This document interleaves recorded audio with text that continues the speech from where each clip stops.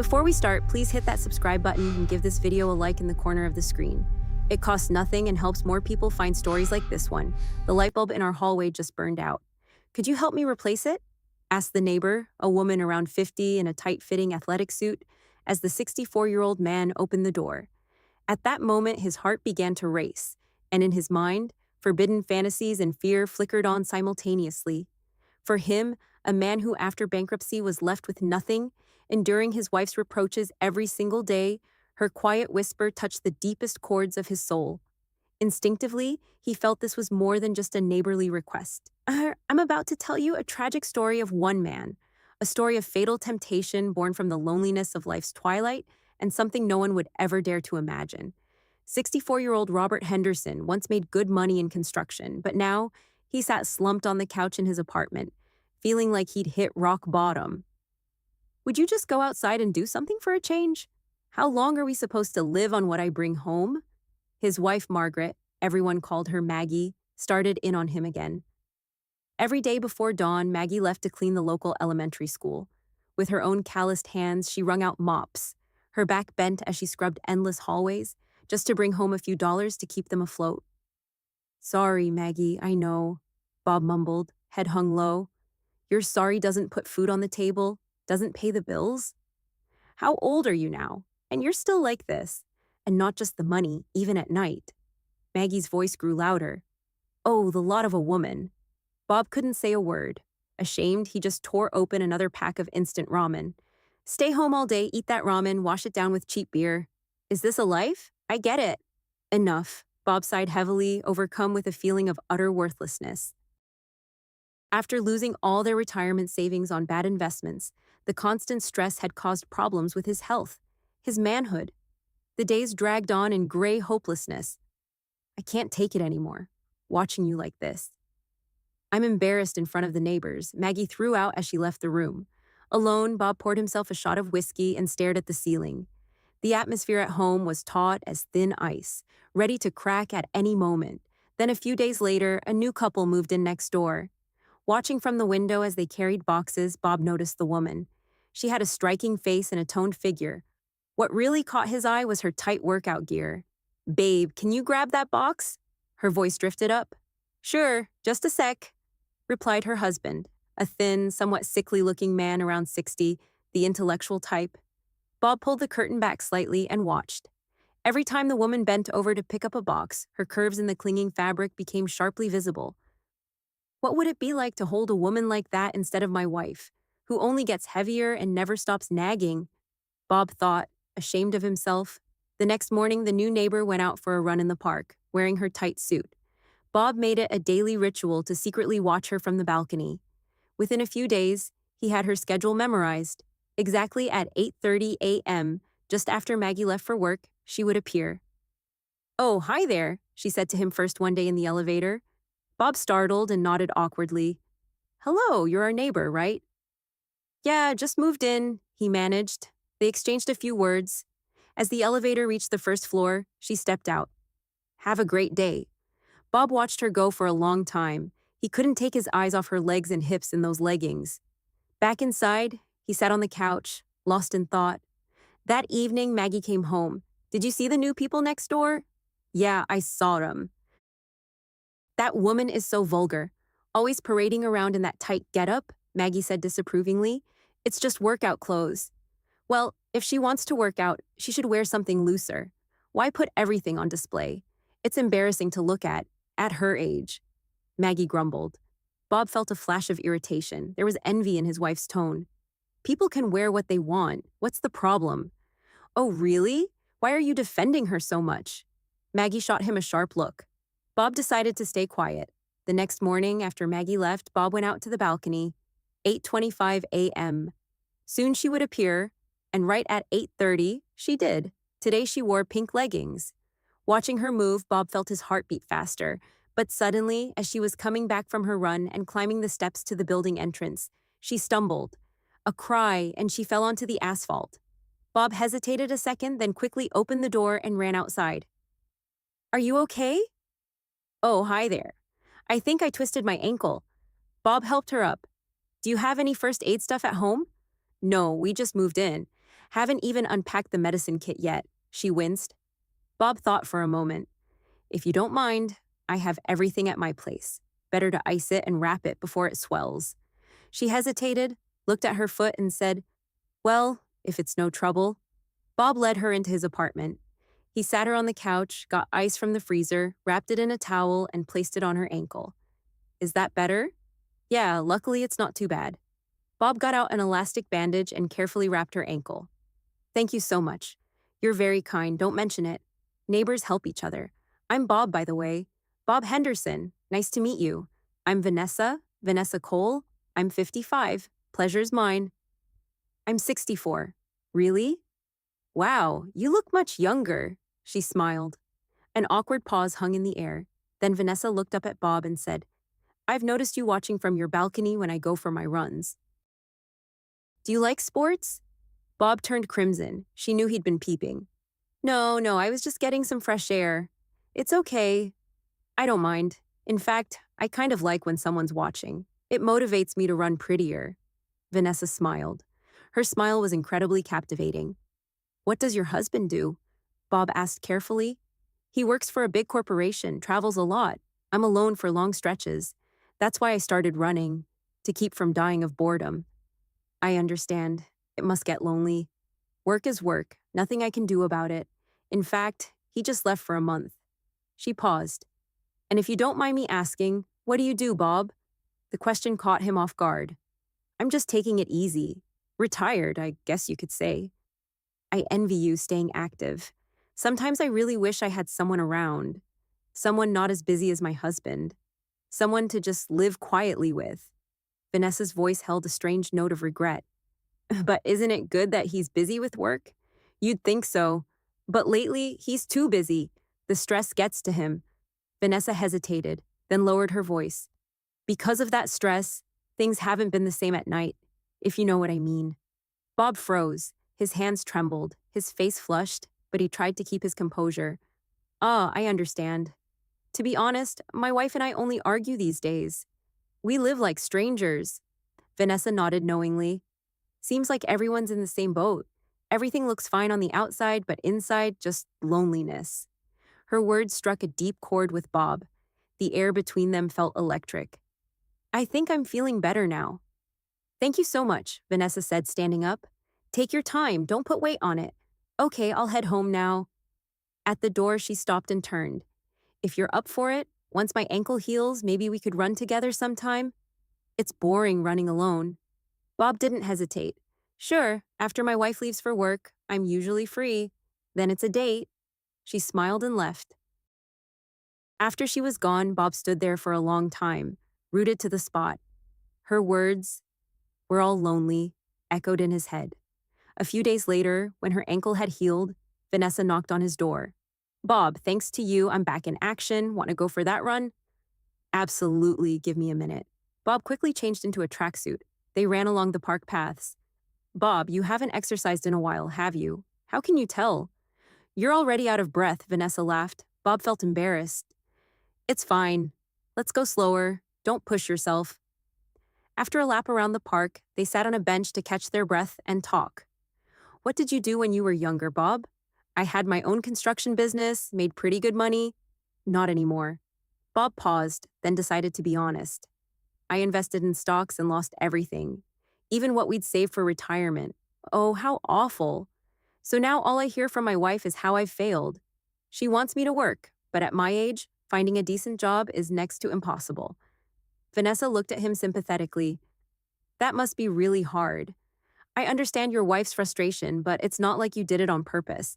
It's my own fault, but hearing it every day makes you feel like a complete zero. Don't say that. Who hasn't made mistakes? Her comforting words were like a balm to Bob's soul. At least you've got it good, Vanessa. Your husband earns well.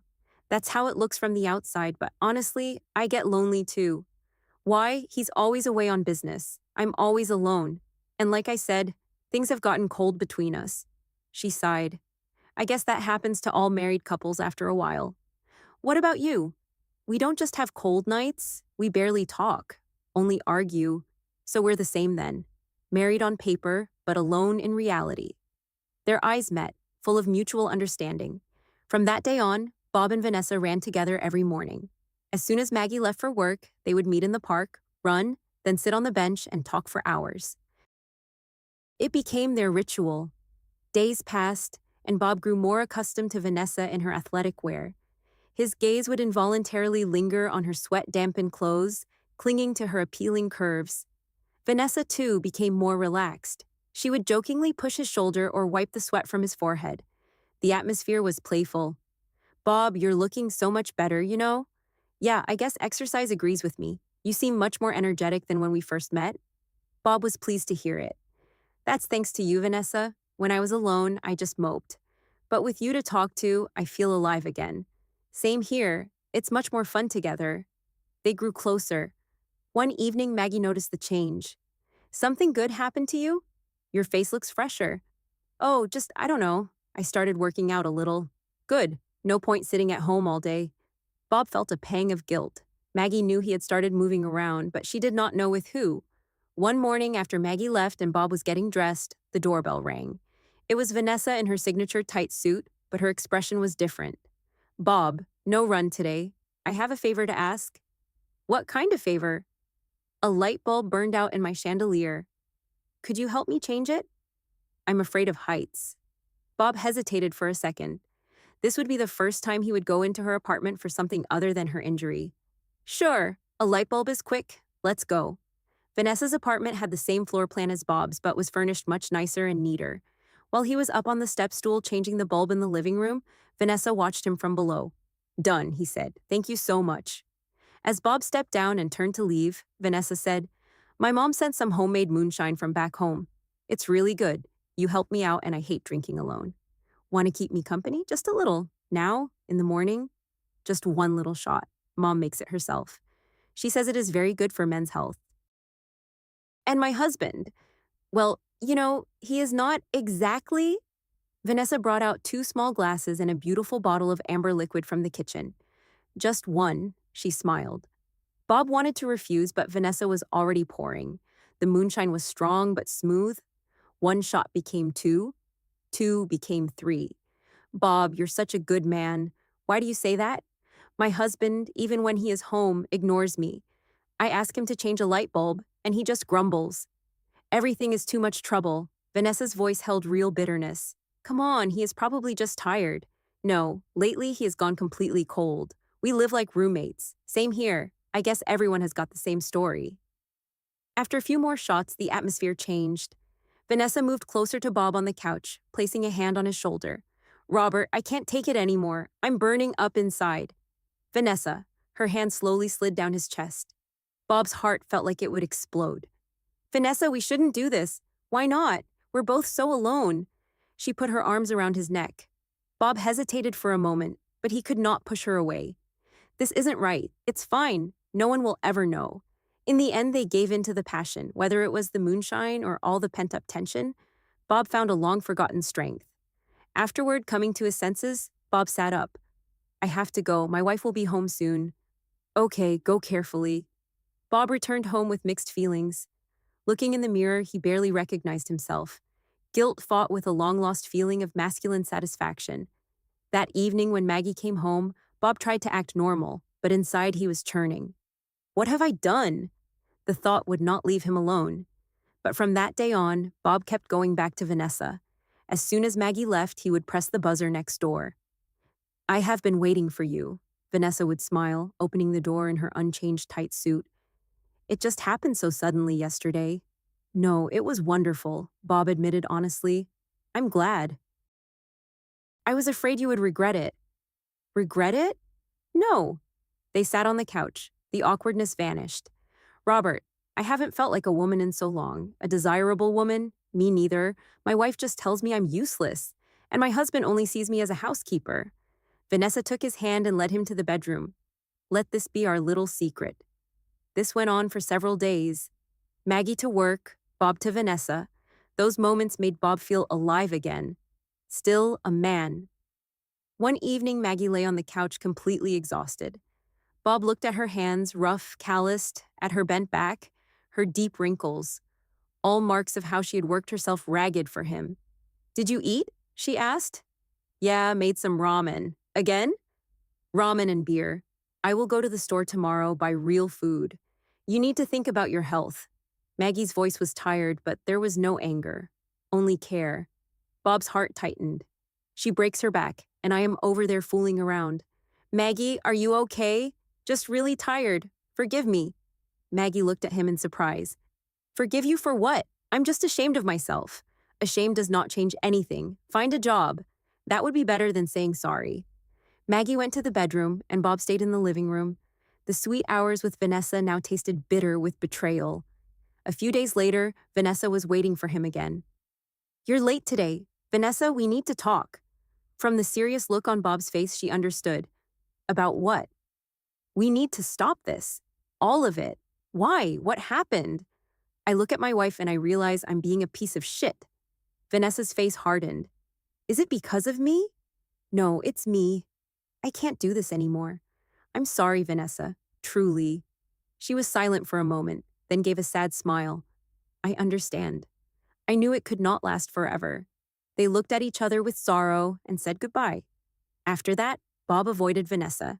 He stopped going out on the balcony. If they met in the elevator, he would give a dry hello and look away. Vanessa kept her distance too. She still ran in the mornings, but no longer sought Bob's gaze. What's wrong with you lately? Maggie asked. You never leave the house. Not working out anymore? Just taking a break. Are you sick? No, just... Bob mumbled something. He could not tell the truth, but lying felt just as bad. A few days later, Bob got in the elevator with a stranger. The man was around 60, neat, intellectual looking. Oh, hello there, the man said first. Hello, I just moved into Unit 142. Name's Gregory Cole. My work trip ran long. Finally getting around to meeting the neighbors. It was Vanessa's husband. Bob went cold. Ah, nice to meet you. Bob Henderson. My wife said the neighbor from 143 is a really good guy. Helpful. Greg smiled openly and warmly. Bob did not know where to look. Yeah, well, neighbors, right? Exactly. Have a good one. Greg got off on the 4th floor. Bob stood in the elevator for a long time, feeling a stone settle on his chest. This guy has no idea. He just got back. He is friendly. He is thanking me. Meanwhile, I was sleeping with his wife. That night, Bob could not sleep. Greg's smile haunted him. From that day on, Bob decided to change his attitude toward his wife. When Maggie left early in the morning, he got up and handed her a glass of water. In the evenings, he would prepare a basin of warm water for her tired feet. What's gotten into you? Maggie asked, surprised. Nothing. I just see how tired you are. You're acting strange. Did you do something wrong? She looked suspicious, but she accepted his care. One day, Bob ran into Vanessa in the hallway. They both hesitated, but she spoke first. Bob, how are you? Fine, and you? My husband is back. It is better than before. I'm glad to hear that. Take care of your wife, Bob. The person who has been with us all along, that is the most important one. Bob nodded. Yeah, I figured that out. Well, take care. Vanessa left. Bob watched her go and made himself a promise. It is over. My life is with Maggie. That night, he looked at his sleeping wife for a long time. Her face was lined, tired, but he could still see the young woman he had fallen in love with all those years ago. I need to start acting right. Starting now. The next morning, Bob got up early and made breakfast. Simple eggs, toast, hot coffee. Wow, you made breakfast? Maggie froze in the kitchen doorway. Well, you work so hard. The least I can do is make breakfast. Are you sure you're not sick? Or in serious trouble? She still looked for a catch, but Bob just smiled. No, my conscience just woke up. Well, if your conscience is awake, find a job. That would be more useful than eggs. Maggie grumbled out of habit, but her face softened. A few days later, Bob bought a small bouquet of flowers at a grocery store. What's this for? Just because. Thank you. For everything. You have lost your mind. We do not have 2 nickels to rub together, and you are buying flowers. Maggie scolded him, but the corners of her mouth twitched into a smile. She took the flowers carefully. Maggie, listen, I decided to try finding work again. She turned around. Seriously? Yeah, even as a janitor, a night watchman, something. I want to help. I'm tired of sitting on your shoulders. At your age, you think anyone will hire you? I will try. Security, warehouse, Uber, something will come up. Seeing the determination in his eyes, Maggie, so used to his apathy, finally smiled. A warm, tired smile. Really? Yeah. I'm sorry I took so long to wake up. But I want to make it right. All right, try, because I can't carry us both anymore. Her voice held enormous relief. Bob felt even more ashamed of the past. Maggie, I'm sorry for everything. It's okay. Just do something. Don't just talk. That evening, they sat at the kitchen table together, drank tea, and talked calmly for the first time in a long while. I will start looking tomorrow. I know no one wants to hire an old guy, but I will find something. We will see. I spoiled you, that is the problem. But don't overdo it. Health is more important. Thanks. For what? We are family. After a week of going to interviews, Bob finally found something. A night security guard at a gated community. It did not pay much, but it was honest money. How was your first day? Maggie asked anxiously. Fine, I managed. Better than lying on the couch at home. Bob made a firm decision. He would devote the rest of his strength to his family. One evening, as they ate dinner together after work, Maggie looked at him and said, You have changed, Bob. Yeah? Yeah, you are like you used to be. Reliable. I miss that. She smiled a simple, sincere smile. I was just a fool. But now I see clearly, better late than never. They finished dinner in comfortable silence. They did not have much money, but now there was warmth between them again. Through the window, Bob saw Vanessa and her husband out for an evening walk in the courtyard. He looked at them for a second, then turned back to his wife. That was in the past. Thank you, Maggie. What for now? For not leaving me. Don't talk nonsense. We are not strangers. His wife's words warmed Bob's soul. He finally understood. A fleeting temptation, no matter how sweet, is not worth destroying a life with someone who has been through everything with you. True happiness is not in fiery passions, but in taking care of each other in the simple, ordinary days. The happiness of old age is not in new romances, but in keeping the warmth alive with those who have been by your side for years. Looking at Bob and Maggie, you want to say, sometimes the most ordinary person next to you is the most precious treasure of all. As they say, better late than never. Maybe right now, we should do something good for our own loved ones. The temptations of life's twilight are sweet, but their aftertaste is bitter. Real love and family might just be the last and most valuable gift that life gives us.